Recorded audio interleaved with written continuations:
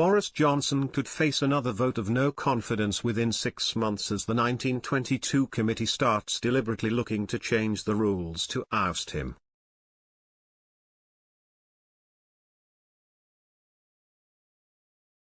Tobias Ellwood, the Conservative MP for Bournemouth East, said he supported the democratic outcome of last night's confidence vote but said he could back a revision of the vote's rules, meaning Boris Johnson would no longer get a year's grace period.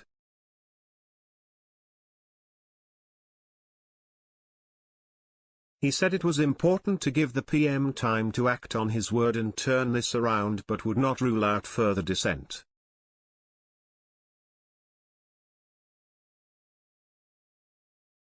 Sky News host Kay Bailey asked, "Would you support a call for the rules to be changed so that the backbenchers could have another confidence vote in the Prime Minister before the year is out?"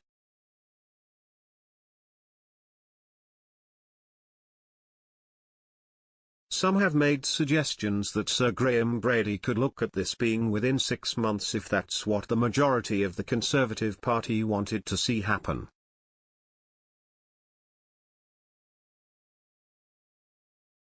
Mr. Ellwood said, "I understand that is what the 1922 committee are actually looking at deliberately for this reason."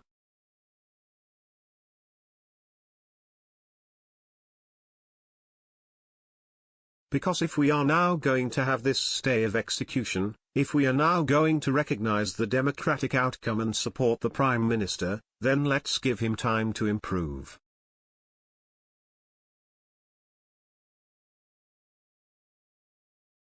But, as you're implying, methods can be made and the system adjusted to mean that the current rule of allowing the Prime Minister an entire year would be changed.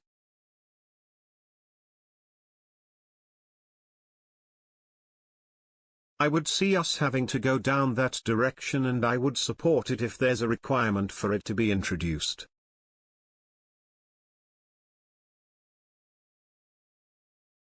But for the moment, I support the democratic outcome of what happened last night and it's up to the Prime Minister to act on his word and turn this around, turn our prospects in the polls around, and show that we have a chance of winning the general election.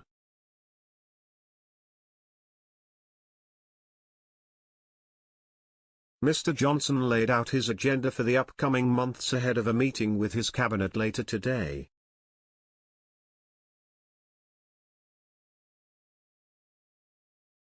Despite 41% of his MPs stating their lack of confidence in him as a leader last night, he said, "This is a government that delivers on what the people of this country care about most."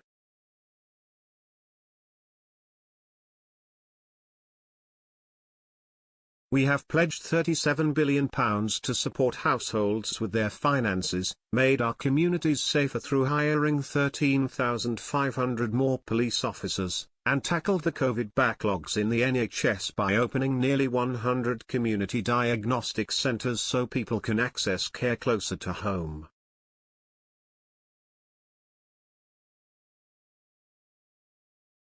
Today, I pledge to continue delivering on these priorities. We are on the side of hard-working British people, and we are going to get on with the job.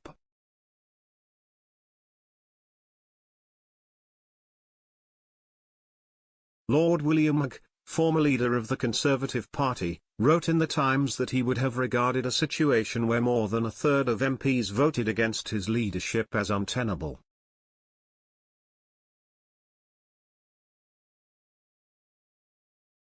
He said, "If, with all the power of the party leadership, all the years of acquaintance with MPs, all the knowledge they have of your abilities and plans, you still cannot crush a vote of no confidence by a commanding margin, then not only is the writing on the wall but it is chiseled in stone and will not wash away."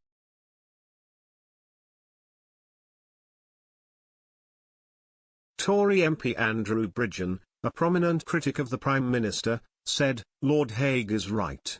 The residual concerns from across the party will continue to remain."